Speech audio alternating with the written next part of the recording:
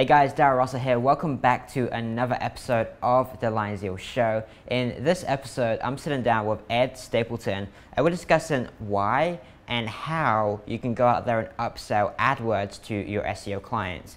See, there is a lot of money in upselling AdWords and there's a lot of benefits for your clients when you actually go out there and do that. And honestly, I believe that a combination of organic rankings, like SEO, plus paid traffic is huge. I think you absolutely should be selling both. And in this interview, we're breaking down how exactly you can go out there and sell both and why I believe and Ed believes you should be selling SEO and AdWords together. So let's get into the interview. I hope you enjoy the content. Ed, thanks for joining me on the show today, man. It's very awesome to have you here.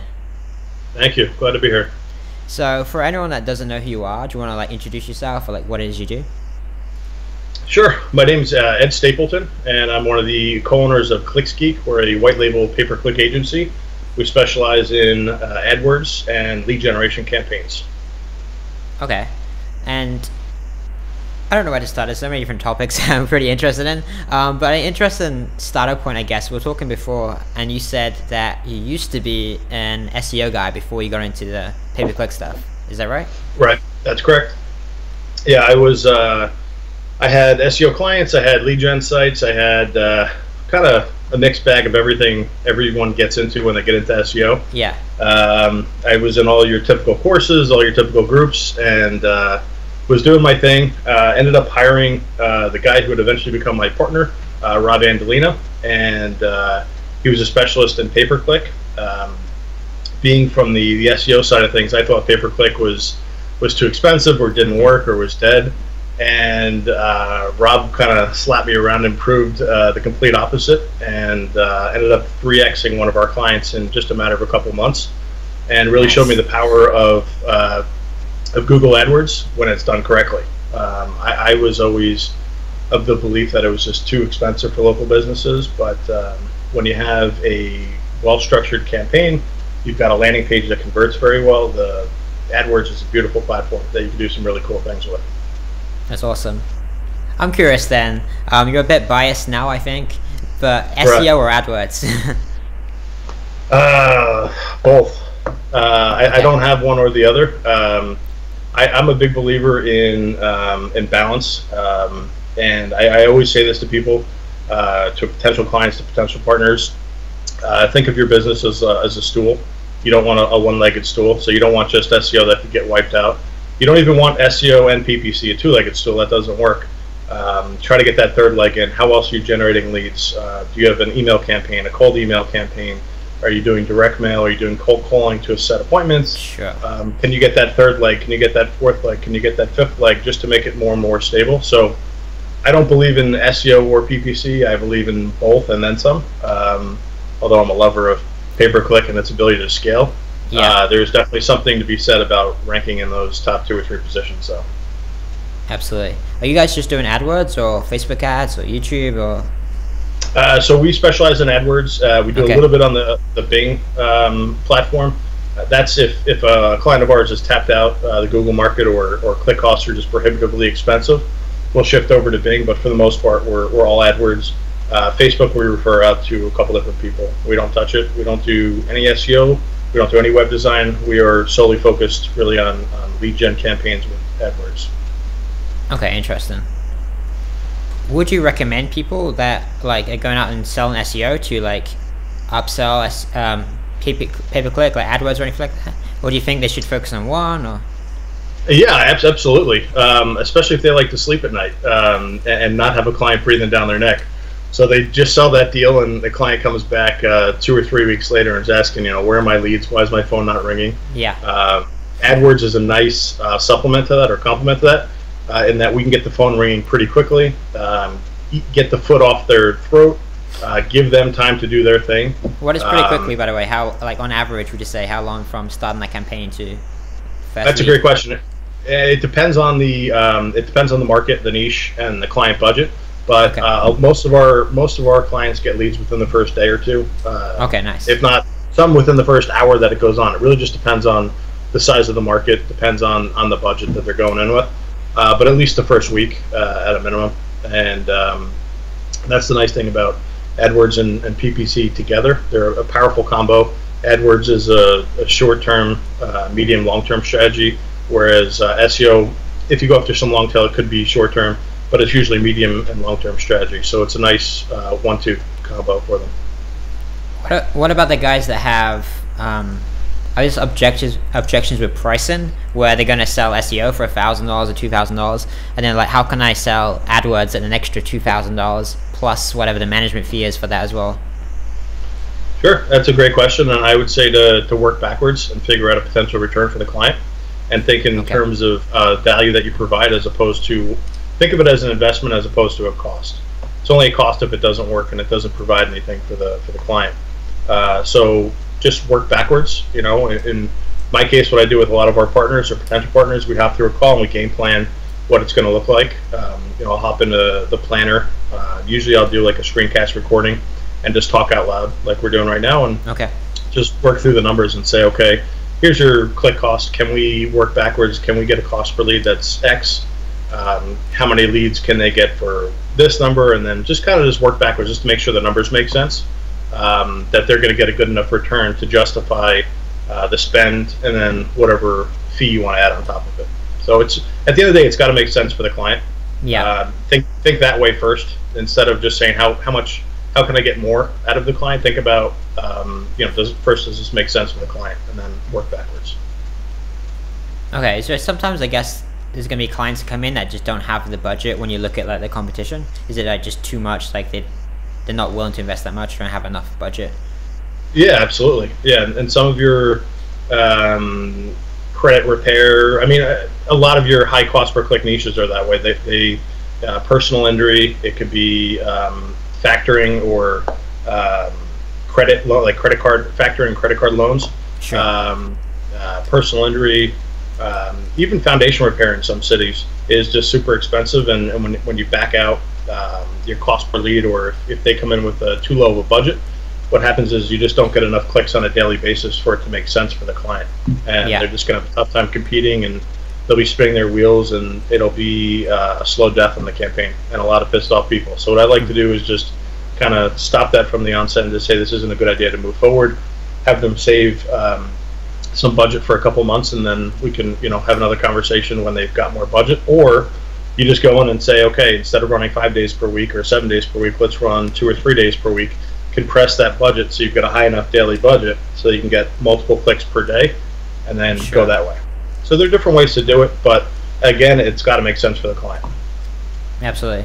I'm curious then, you mentioned about like upsell and like AdWords or anything like that. So let's say that I've got an agency right now, I'm selling SEO, I'm getting a client or two a month, so kind of smallish.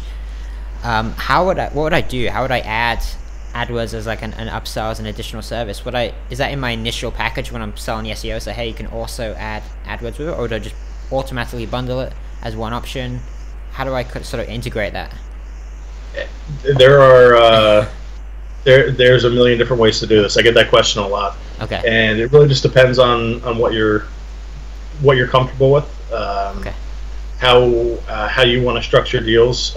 If you're a solo SEO and that's what you specialize in, it could be oh yeah, there's also this, and let's talk about this. It could be a package deal. It could be, you know, we're a web design firm and we're building out your website, and after the website's built month 1, here's your SEO and your PPC package. We have some guys that are just pay-per-click specialists, and they go into a niche and they want to be that niche guru, and they charge 2 or 3 or 4 times what we're charging, and they go in with you know, very high positioning. So there's really a million different ways to go about it. It's just really what you're comfortable with, and again, what makes sense for the client. Okay, and what would your sales process be for selling stuff like this? It depends on the niche, depends on the situation. But most, it's a hard always.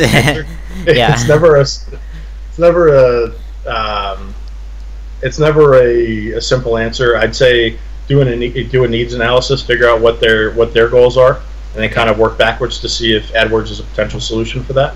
You know, if they're looking for a handful of leads, look in Google Planner, look at the keywords, the high intent keywords. So if you're in the roofing industry, for example, don't look for shingles, don't look for anything not related to roofing contractor, roofing service, roofing repair, things like that. You want really low down the funnel type keywords. See what the volume looks like, and then just work backwards and make sure there's enough volume there to get to produce the result that the client's looking for. So I wish I had a better answer for you, but it really depends on every situation. Okay, how do you know if it's the right enough volume for what the client's looking for? Is there rough sort of maths? Well, our click-through rates vary from about 2% on the low end all the way up to, they've gone as high as 50%. That's definitely an outlier. That's rare. Yeah. But more often than not, they're in the 5 to 10% range is where we're shooting, or I should say 3 to 10% range. So if you think about what that means that 100 searches happened, and only 3 to 10 people actually clicked on ads, to put things in perspective. Yeah. So a lot of people don't actually think about that number. That's a pretty staggering number, and why it's important to not forget about SEO, because there's a lot of search volume left on the table there. So once you do those numbers, you just work backwards and see if there's enough search volume within that market to get enough of those, 3 to 10 people in there to get an active campaign. So that's quick math. Other quick and dirty math I do if I'm on the spot would be, let's say it's a divorce attorney and there's 100,000 people in the area. I say, okay, it's 50,000 people are old versus children. Of those 50,000 that are active, how many are married? So let's lop that down to, let's say 30,000. How many are happily married? Let's say it's 15,000. So then I kind of just work through the numbers that way and just say, okay, numbers are going to be a little bit too small. Sure. That's just simple stuff that I do, and then other times I just know because I've done it enough. So what I find myself doing is just popping into the keyword planner and just talking out loud, walking through my process, just so my white label partners can see exactly how I think about a potential campaign. Got it. And do you have rough sort of maths for you get roughly how many clicks you're guessing, 3 to 5% or whatever that was? Do you know roughly how many people that will visit the site will call up on a local level? Sure. So we use landing pages in all our campaigns. I'd say maybe 1 or 2 out of 100 have a decent enough site that's built for lead generation that will convert the AdWords traffic that we need. So our landing pages convert anywhere from 20 on the low end, or I should say 10 on the lowest end in certain niches, but generally speaking for most local services, it's in the 20 to 60% range. So that means 2 to 6 out of 10 people will become a lead when they awesome. get the page. Okay, so what's the difference between a landing page, for anyone who doesn't know, and just sending them to your homepage? Sure. So when you send traffic to your homepage, what you tend to see happen is they're clicking interlinks, they're clicking any number of things. They're just not doing exactly what you want them to do. And you paid good money for that traffic to come to your site. We want to give that traffic the highest likelihood of converting into a lead for you.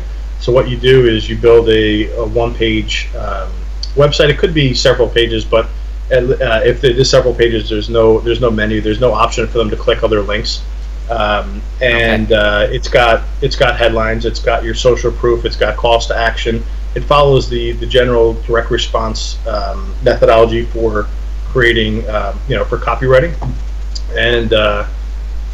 so we use Instapage. You could use ClickFunnels, you could use Lead Pages, you could use any number of other platforms.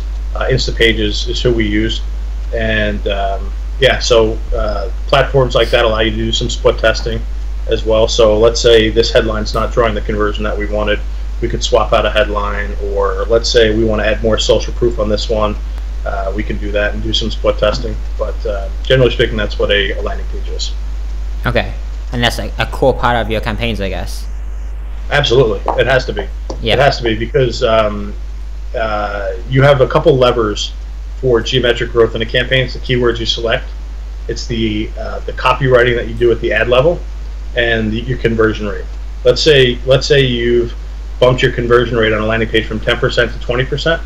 You've now doubled the production of that campaign at half the cost. So just small, and that could happen with small tweaks. That could be just adding better cost action on the page. That could be a change in a headline. It could be any number of things. But now let's say you take that 10% and get that to 30, 35, 40%. Yeah. You're doing some really special things on the campaign, and you're doing them at a fraction of the cost that you were doing previously. So my thing is if someone doesn't want to use a landing page, they're just handcuffing you out of the gate, and they're not giving you all the tools at your disposal to perform the best for them. You know, we're a pay-per-click agency, but at the end of the day, we're responsible for generating leads more than anything else. They don't care how beautiful the traffic is, how beautiful the keywords that drove the traffic. Sure? Yeah, if those aren't converting to leads and the phone's not ringing, they don't give a shit. So yeah, you know, you gotta have a landing page. It's for your own good. You know, 99% of the time. Is there any quick wins you've learned from like doing copywriting in your ads and tweaking landing page and stuff that can be applied to SEO that SEOs could use? Yeah, I'd say. Put you on the spot. That's a great question. Yeah, no, that's a great question. I would say the beautiful thing about an AdWords campaign run for a couple months is you get all that data that Google now blocks and that not provided. Yeah. You can go into the raw keyword.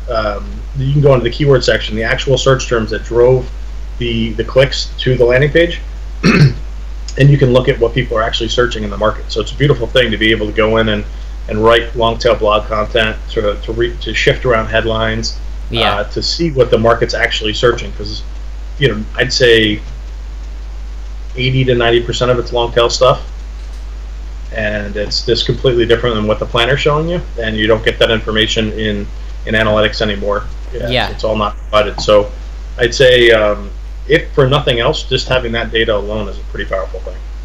Yeah, I'm not much of an AdWords guy personally, but for just the data alone, that's why I love it. I'll just run the ads for a little bit initially, and then instantly, you know exactly, you have a rough idea how well the keywords convert, you know exactly which keywords to target and everything, which is perfect data just to take then and just run the SEO campaign. Right. Yep, I agree. Awesome, man. I'm curious about, like, how did you get into all this stuff? Oh, where does the story start? So I was in after college. I got into corporate sales and marketing. Okay. I think, like most, didn't like it.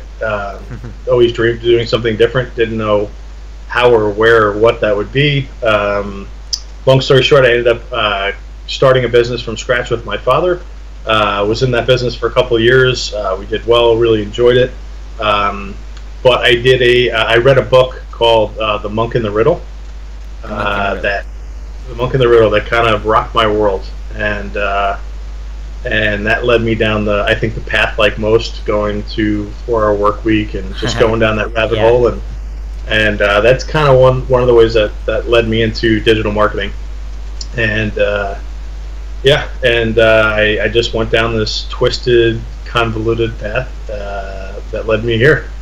So how long has it been from getting into like digital marketing itself? I'd say 2011-ish. Okay. I'd have to look, because it was I read the book going to a friend's wedding. I read the entire book on a flight, and just sat at the wedding. I was like, oh my god, what the heck? The book kind of just shook me to my core and made me rethink things. That was definitely a turning point. So. And your first thing was SEO, or was there something before that? So prior to that, I had just generally speaking, like marketing in general, digital marketing, marketing consulting, direct response marketing, thinking about just ways to grow businesses. So looking at how businesses produce leads, how they handle the leads. I started more on the offline side of things from a consulting standpoint, and then shifted in to digital soon thereafter. Interesting. Is there a lot of potential businesses still not doing offline marketing properly? Absolutely, yeah. I think everything after the sale, every I'd say the vast majority of businesses don't do anything with their database. We have some clients that have been with us for several years that have generated thousands of clients that don't do any email marketing, don't do any newsletter, don't do any follow-up or anything. And I'm just like, you could continue to pay us and I'd happily perform and take your money, and that's fine. But you're sitting on a gold mine of buyers in your market that have purchased and are happy with you, that if you just market to them alone, you could cut your expenses pretty dramatically, because you now, instead of going to the market, you've got a pool of people that already know, like, and trust you. So I think I think there's a massive opportunity with offline still, with local, with regional, national businesses. I think marketing in general, there's a massive opportunity. Yeah, there is. Yeah, I noticed my family have like a local business, and I'm just looking at the things they're not doing.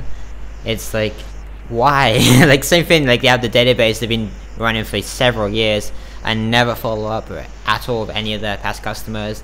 They don't follow up with anyone that doesn't buy from them. There's so much missed opportunity that I should probably do for them, but they don't really want to. They don't really care. Right. Yeah. It's and any sale that you get after that first sale is that much more profitable. Yeah. Your real acquisition's on the front end, and it makes that first sale that much less profitable. But if you just market to them on the back end, and it could be as simple as a 12 or 20 email sequence that goes out over the course of the year, that you're just staying in front of them, saying hello, wishing them happy holidays, providing some sort of content depending on the niche, asking for referrals, just stay in front of them. And I think there's definitely gold in that, and I think there's gold in providing that as a local marketer to these businesses as well. If you don't want to do it, hire a contractor, a copywriter. There are tons of them out there that could produce an email campaign for you pretty cheaply. Yeah, I think it's probably one of the easiest ways to make money for a business, just fast, right? You just go in there, they've already got the list, you're just leveraging what they already got and making them more money from it. Right. Yep.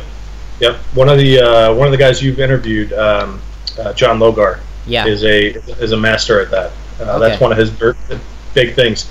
Before you go pitch them on getting new clients for them, pitch them on working their existing base. Get them quick wins so that they get to know you and like you, and you build some credibility with them.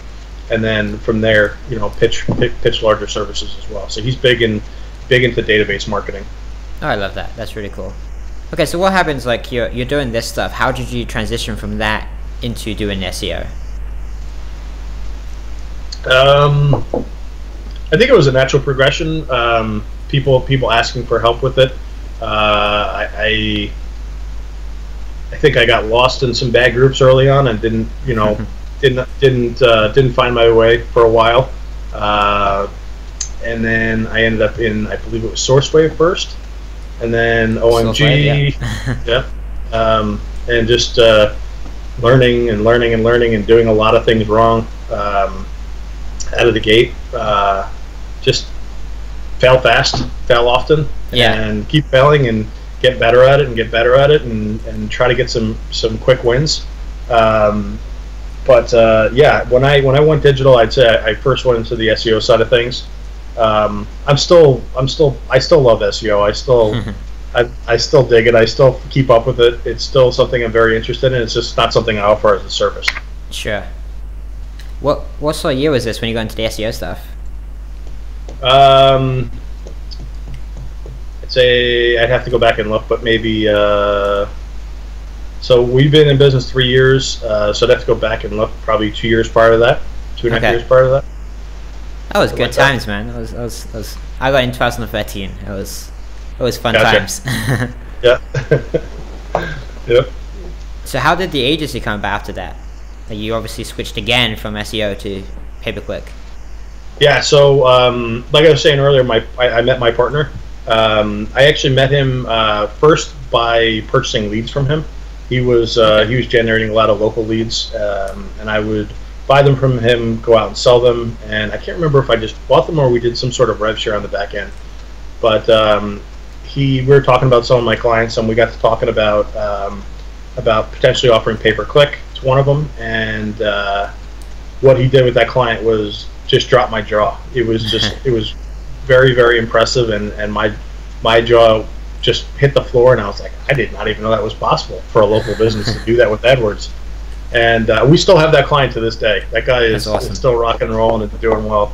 But the thing that really struck me was that he loved the back end of the business, and I love the front end of the business. He loves just putting his head down and then banging out campaigns and landing pages, and that's his thing. He loves that.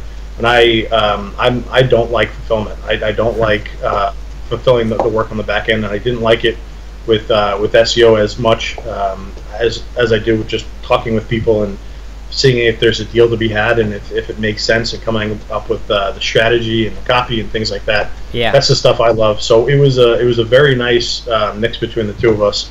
They say that the best partners are people that complement each other, and not two people that compete on one skill.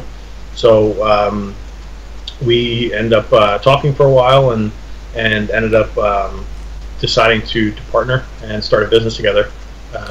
And that's how Clickski got started. That's awesome, man. I'm a big fan of partnerships. So it's actually, you kind of ruined my next question for me. My next question was going to be about like how you guys work together and how kind of your skills complement each other, but you kind of just answered that. Gotcha. My bad. No worries, that's good. But I'm actually curious, I guess, if you could expand kind of more on that, like how does that partnership kind of work together today? Like, you guys have a team now? So it's actually just three of us. Okay. It's my partner, it's myself, and we have a full-time developer that does some projects for us and does landing pages, does like the technical stuff behind the scenes. He's over in the Philippines. I've had Ryan has worked with us going back since I started consulting, so he's been with us for quite a while. Wow. Can you say roughly how many clients you guys are managing?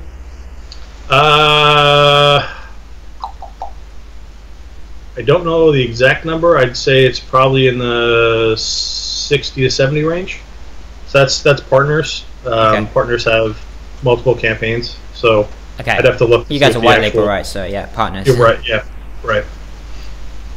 That's not bad with 3 people. Are you guys working a lot? We do. We have good internal systems, so we're very good with onboarding people. So when a purchase when a partner comes to us and says, let's rock and roll, we got somebody to go, we produce the onboard email, get that over to them. Once we have the onboard email back, that person's live or ready to go live in market in roughly 2 to 4 business days. So our turnaround time is very fast, so that means we can take work and get it through the production pipeline very fast. And we only do onboards Monday through Thursday, Friday being the entire day is just optimizing campaigns. So awesome. AdWords is not something where you're in a campaign every day, especially on a local level. There's just not enough data rolling through the campaign. If you're a $30,000, $50,000, $100,000 a month campaign, maybe you could be in it a couple days a week, or a handful of days a week. That makes more sense. But when you're dealing with micro bytes of data on a local level, like if you're spending $1,000, $2,000, $3,000, it's not a lot of money in an AdWords campaign. You really only need to be in there on a once a week basis, unless there's a problem, unless impressions are low, or unless click-through rate is low. So that's really how that's how we're able to take on a significant workload, and really we're only at a fraction of our utilization rate, I'd say. I think we could do a lot more than what we're currently doing, just based on how we structure things, how we move things through our production pipeline, and how we spend Fridays only optimizing. How does, like, on the topic of partnerships, because I think it's a very interesting topic, I think a lot of people could do so much better for themselves if they did partner up with someone that complements like each of their abilities.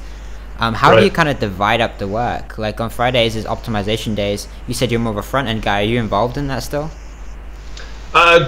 Tiny bit. I do. I like digging into the negative, into the search lists, and doing helping with negative keywords. I like that side of it. It's nitpicky, and I like it for some odd reason. I don't know exactly why, but that's as far as I do on the actual campaign side, other than looking for campaigns that need a little extra push and identifying them. Rob is the whiz on the back end. He is the best I've ever seen with pay-per-click and his campaigns, and he builds things right from the outset, so you don't need a ton of work ongoing, other than the the split testing, the bid adjustments, the negative keyword list, that kind of stuff.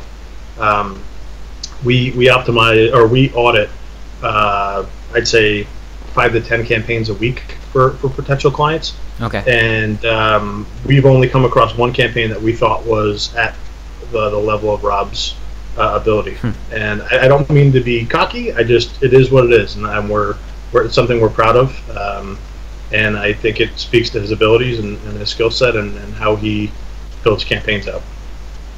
So for anyone out there now that wants to find their own Rob for SEO, for pay-per-click, for anything else, how, as someone that's found like a great partner, how would you suggest finding one for someone else that wants to? That's a great question, and I'd say Rob and I both stepped in shit. We both got lucky.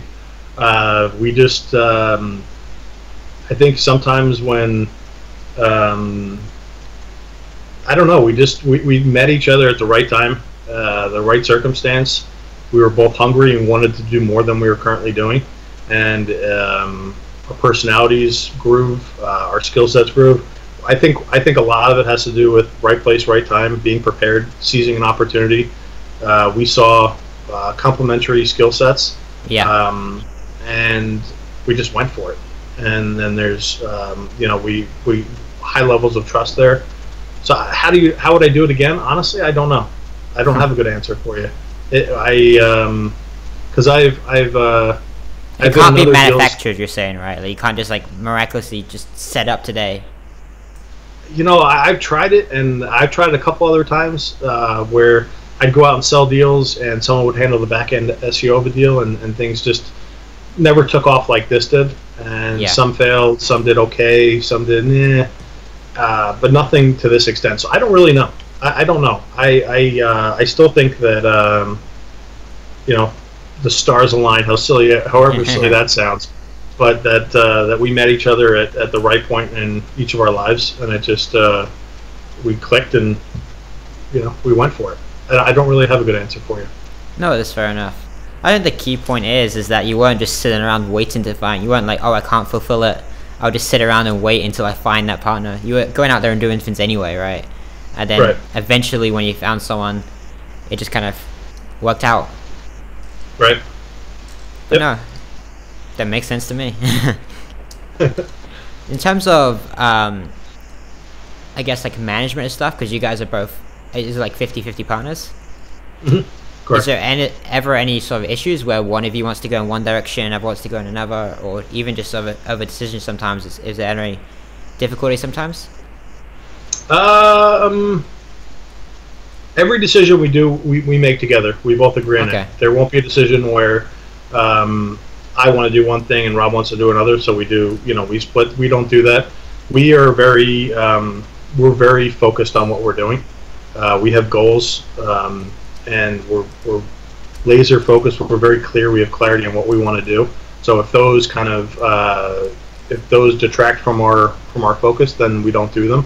And early on, there were times where we wanted to go in this direction, we went in that direction, we went in this direction, went in that direction, and things just didn't work out. And the more laser focused we got, the more clear things became.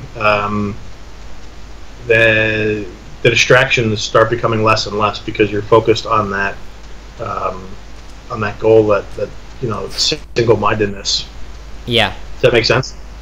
No. Yeah, it makes sense. Okay. Is there big lessons you've kind of learned? Like, you guys have scaled up from like nothing to now having like 60-ish partners. Is there any big stepping stones or things that have kind of changed in how you guys do business or think about things in terms of scaling up over those? Am I wording it right? Yeah. So I'd say it's a good question. I'd say know your lane. Know what you're good at. Okay. Do what you're good at. Don't do things you're not good at, because they'll just get you into trouble and headaches. And say no to things that don't make sense to you. We learned early on that we no longer want to do e-commerce campaigns. The amount of time it takes for us to successfully operate an e-commerce campaign is many times more than a lead gen campaign. So we said, okay, from a time investment standpoint, these don't make any sense for us because we're not charging more, or we don't even think we'd be able to charge more and still win the deal. So we just said, you know what, that's it. We're done. No more e-com campaigns. There are a handful of other niches that we just refuse to work in because they're a pain in the ass. They detract for what we're good at. Can you name them for anyone else that wants to do this stuff?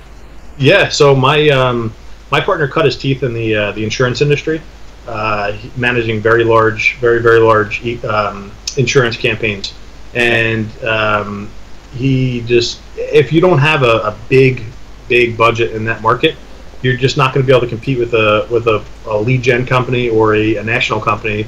So let's say you're in Topeka, Kansas, and you have $1,500 a month.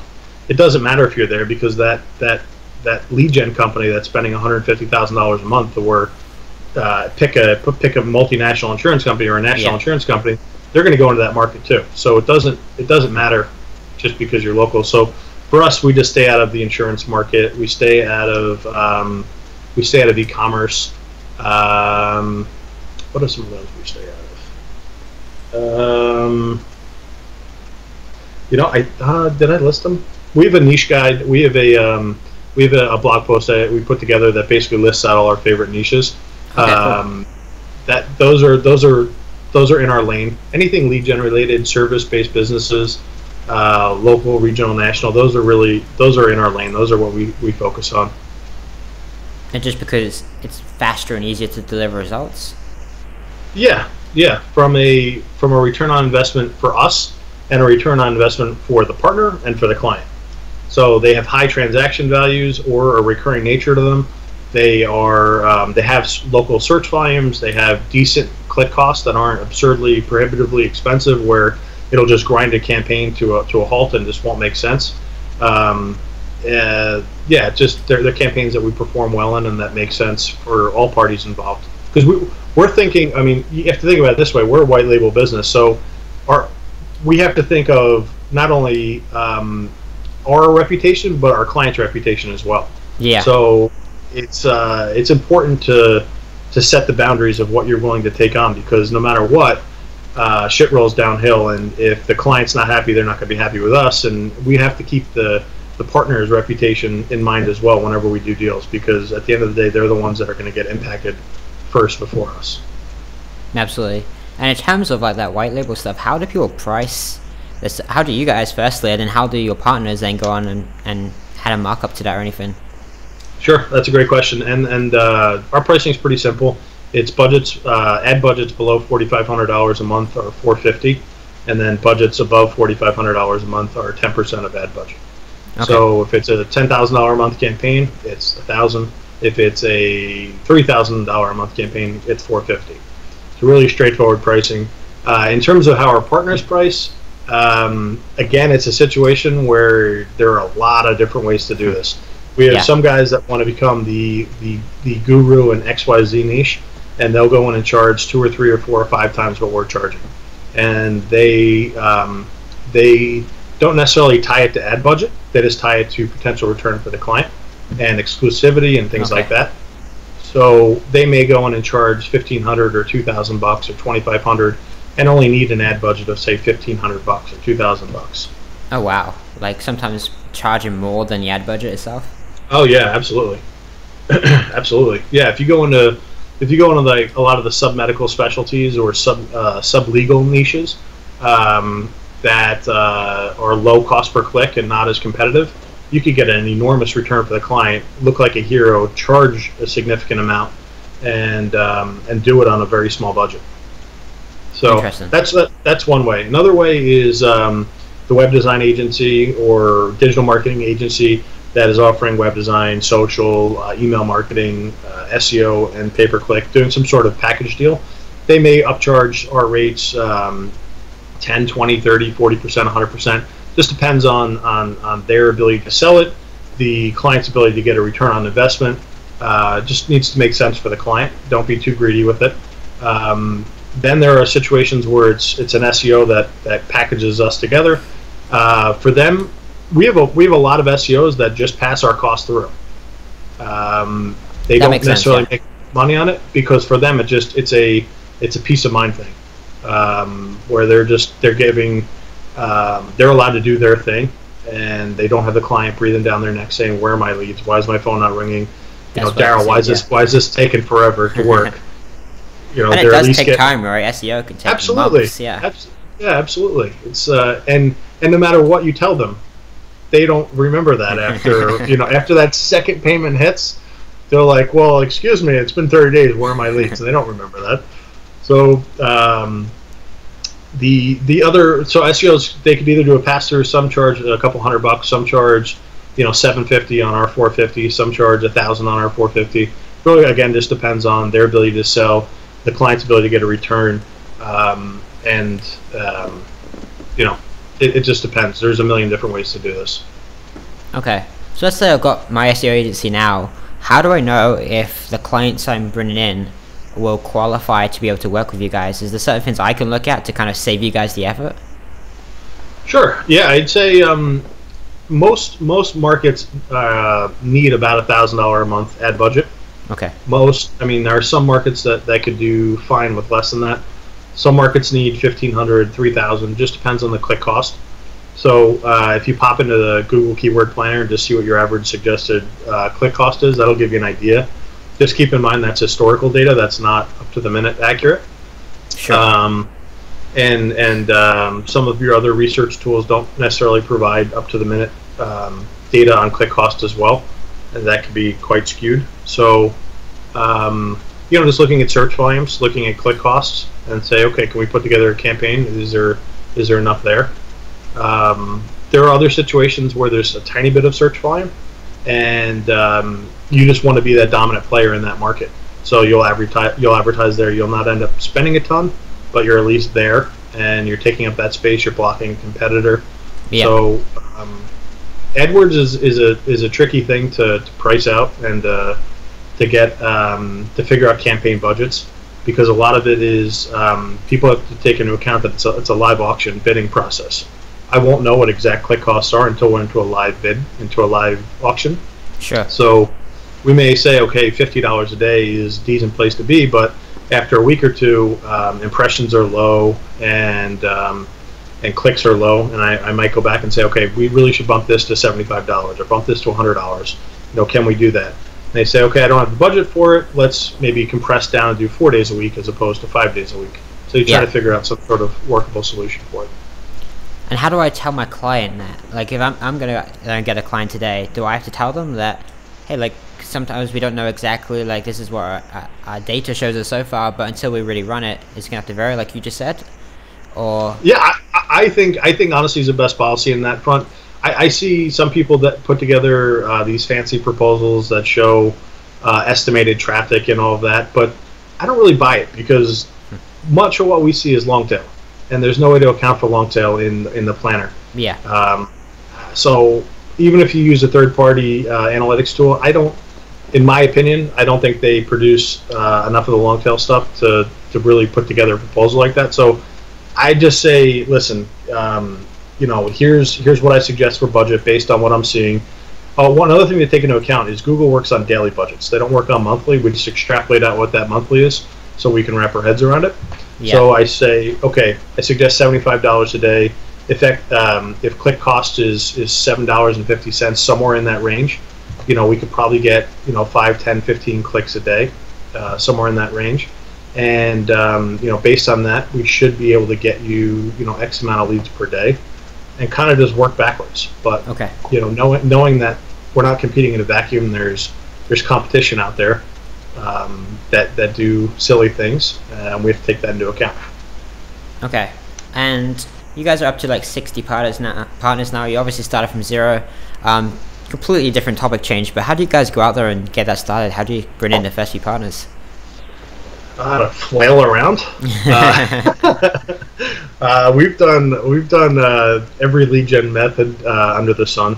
Okay. Cold email, cold call, direct mail, SEO, referrals, networking.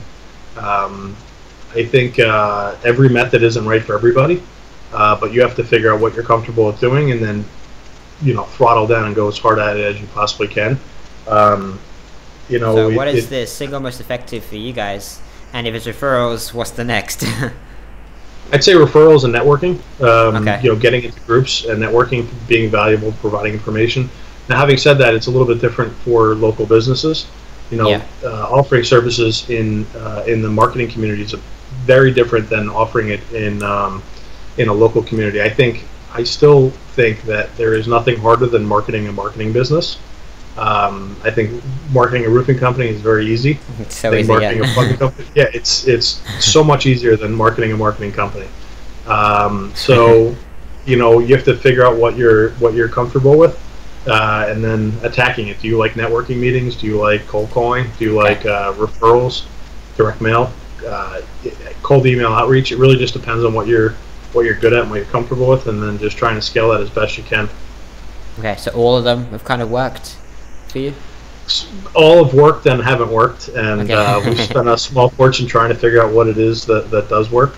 For us, appointment setting works. Cold email has worked decently for us. Here's an interesting question, and what are you still doing today to acquire partners? I'm going to be a little secret on one thing. I don't want to. I'm going to be a little secretive on what our main tactic is. But I'd say. Can you give us a hint? I cannot. But I would say cold email or cold call it would be. I mean, if you think about it this way, HubSpot, the largest inbound marketing software out there, the 800-pound gorilla in the room, they have an outbound sales team. Yeah, I know. That all their job is to. All they do is the irony. cold call and set appointments. So that should tell you something. Yeah. And if you look at all of the $100 million, or $50 million, $200 million marketing companies in this industry, they all have outbound sales teams. So that should tell you something. That should tell you the importance of being able to generate that lead, set that appointment, and then go in there and sell that deal. I think in our industry, sales is the most important skill there is, because that will allow you to scale up your business.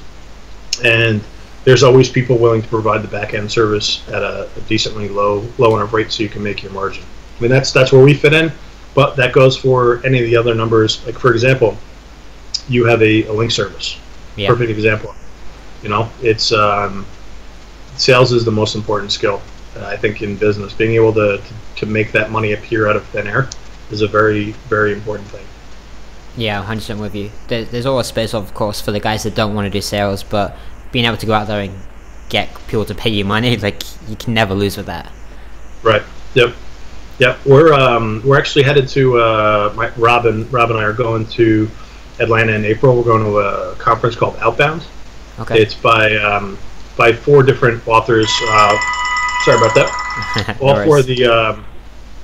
4 of their books that we've read and love.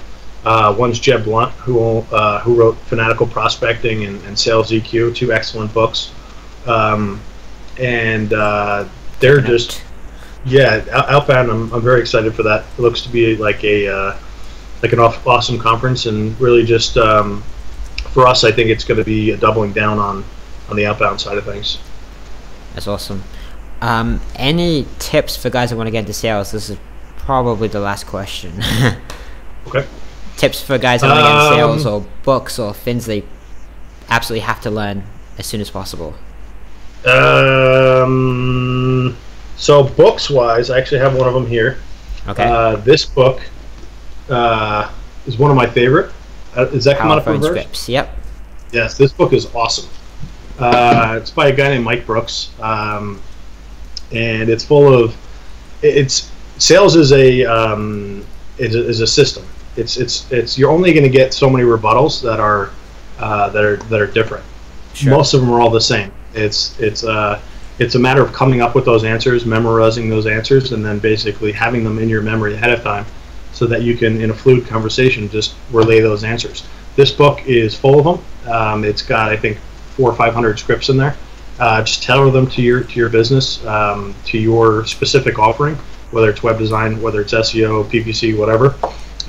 There's stuff for overcoming pricing rejections, objections. There's stuff for voicemails. There's stuff for cold calling. There's stuff for it all. And I think this helps demystify a lot of sales. Sales is not this charisma thing.